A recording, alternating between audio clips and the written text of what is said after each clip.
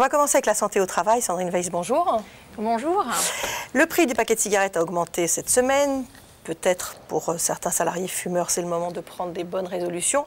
On va rappeler qu'il est quand même interdit de fumer sur le lieu de travail depuis 2007 et on va rappeler aussi les obligations de l'entreprise en la matière. Exactement. Alors l'entreprise d'abord doit installer des panneaux d'interdiction de fumer dans ses locaux.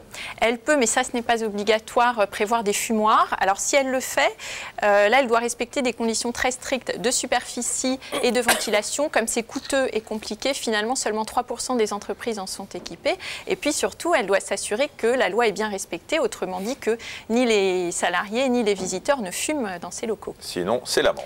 Voilà. Alors elle encourt une amende, l'entreprise, de 135 € au minimum, sachant que c'est l'inspecteur du travail qui verbalise. Le fumeur incriminé est aussi passible d'une amende de 68 € et puis aussi d'un avertissement. Alors je rappelle qu'un salarié n'est pas censé fumer dans son bureau, même s'il est tout seul, même si la porte est fermée et même si la fenêtre est ouverte, puisque un bureau est toujours considéré comme un local à usage collectif. Est-ce qu'il y a des dérogations pour certaines entreprises ? Alors il y a deux types, effectivement, il y a deux catégories qui échappent à cette réglementation. La première catégorie, ce sont les chantiers du BTP. On peut fumer sur un chantier s'il est en plein air, sauf autres risques particuliers, par exemple dans des zones inflammables. Et puis la deuxième catégorie, sont les domiciles privés qui emploient des salariés à la maison et qui échappent aussi à cette interdiction. Alors la loi est compliquée pour les cigarettes électroniques dans le privé, dans les restos, tout ça, c'est pas encore très clair. Est-ce que dans les entreprises c'est pareil? Les cigarettes électroniques, alors c'est une bonne question parce qu'on commence à voir la cigarette électronique pointer le bout de son nez en entreprise. Ce qu'il faut savoir sur ce sujet, c'est qu'il y a un vide juridique. Pourquoi il y a un vide juridique? Parce que tous les textes de loi jusqu'à présent qui mentionnaient l'interdiction de la cigarette s'appuyaient sur la combustion. Or, dans la cigarette électronique, il n'y a pas de combustion, d'où ce vide juridique. Et puis, on n'a pas encore beaucoup de recul sur la toxicité de la cigarette électronique, sachant qu'une grande enquête va être prochainement lancée. Ce qu'on peut dire simplement, c'est que l'INRS, qui est l'Institut national pour la prévention des maladies professionnelles, recommande, mais ça n'est qu'une recommandation, aux entreprises de mentionner dans leur règlement intérieur l'interdiction de fumer des cigarettes électroniques par précaution, pour préserver la santé des salariés. Alors pour revenir aux cigarettes, est-ce qu'on sait un petit peu qui fume en entreprise?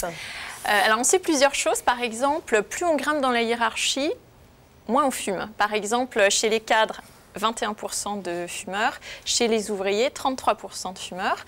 On sait aussi qu'il y a une pression de l'entourage professionnel.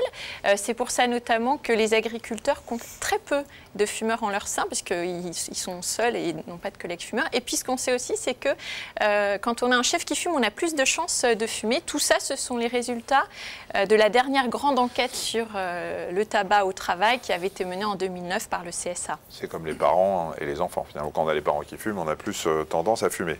Je ne suis pas sûre que ça soit prouvé, ça. Ah oui, ça, je suis pas du tout sûre que ça. Moi, j'aurais dit le contraire. Je ne crois pas que les chiffres soient ceux-là, mais oui. Vous voulez dire que je dis des bêtises? Ah non, alors pas du tout. Vous êtes en train de me casser devant les téléspectateurs. Vous dites quelque chose de tout à fait juste, mais je ne suis pas sûre que ça soit exact. Moi, je ne me prononce pas. Donc vous êtes 3 contre moi là. Non. Très bien. Chers téléspectateurs, non, je fais comme d'habitude.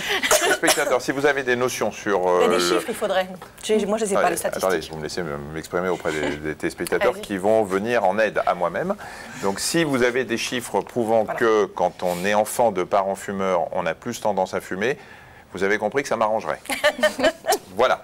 Il faut les sources, bien sûr. Parfois, je m'emballe. Sandrine, qu'est-ce qu'on sait de la productivité au travail des fumeurs? Est-ce qu'ils bossent plus ou moins?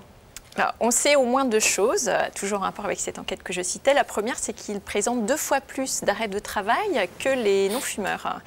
Et la deuxième chose, c'est qu'ils font plus de pauses. Alors, pour vous donner un exemple, un fumeur qui fume en moyenne. Voilà, on s'est habitué effectivement à voir des grappes de fumeurs dans le paysage urbain en bas des immeubles de bureaux. Et par exemple, un fumeur qui fume en moyenne un paquet de cigarettes par jour va faire sur son temps de travail 8 pauses, ce qui correspond à 80 minutes d'arrêt de travail. Alors, ça ne veut pas dire qu'il s'arrête vraiment de travailler pendant 80 minutes, parce qu'on sait tous que c'est comme pour les pauses café. Quand on fait une pause cigarette ou café, on a tendance à aborder des sujets professionnels.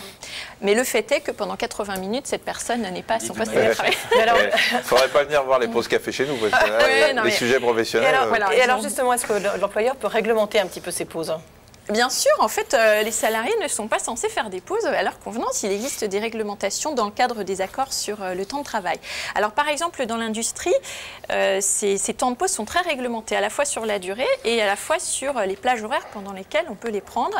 Dans d'autres secteurs, il y a une réglementation qui est plus souple. Et souvent, dans les fêtes, il y a une sorte de modus vivendi, c'est-à-dire tout se passe bien jusqu'au jour où il y a un litige sur le temps de travail et là, l'employeur va essayer de prouver que le salarié incriminé faisait plus de pauses que permis. Alors juste un message à ces grappes de fumeurs, parce qu'on connaît ça nous avec Marina. Oui. Si vous pouvez ne pas vous mettre juste devant la porte d'entrée à travers laquelle on est obligé de passer, donc on passe dans un nuage de fumée. Voilà, on n'est pas fumeur, mais on passe dans un nuage de fumée avant d'entrer. Donc vous décalez un tout petit peu, ce serait sympa, et si possible pas sous le vent, pour que le vent emmène la fumée de l'autre côté. Deuxième message passé. Voilà. Est-ce que d'une manière générale, l'entreprise a intérêt à aider ses collaborateurs à arrêter de fumer, justement pour éviter ces pauses notamment? Oui, alors pour deux raisons. La première, comme vous dites Michel, c'est pour limiter les pauses, l'absentéisme. Et puis la deuxième, c'est parce qu'on s'aperçoit que quand l'entreprise se préoccupe de la santé de ses collaborateurs, c'est pour eux un facteur de motivation. Ils lui sont reconnaissants. Alors par exemple, en 2007, qui était, je rappelle, la date de l'interdiction de la fumée au bureau, il y avait eu un boom sur les formations pour arrêter de fumer qui a été mise en place sur la base du volontariat par les entreprises. Ensuite, ça a chuté. Puis là, il y a une petite reprise. Alors par exemple, l'OFT, qui est l'Office français de prévention du tabagisme, a mis en place une cellule qui accompagne les entreprises comme un organisme de formation, qui fait des séminaires généraux et puis aussi qui fait des accompagnements personnalisés pour les salariés qui souhaitent arrêter de fumer. Il y a d'autres organismes de formation qui le font. Et puis dans certaines entreprises, on couple les stages pour arrêter de fumer, puis aussi les stages diététiques pour éviter de prendre du poids. Vous avez rencontré des entreprises comme ça, effectivement. Ça, oui, c'est intéressant. oui. Alors, dans l'agroalimentaire, ce qui n'est pas très étonnant. Oui. Aussi, il y a également un constructeur automobile. C'est bien la preuve que l'entreprise investit tout le domaine de la santé. Merci beaucoup, Sandrine.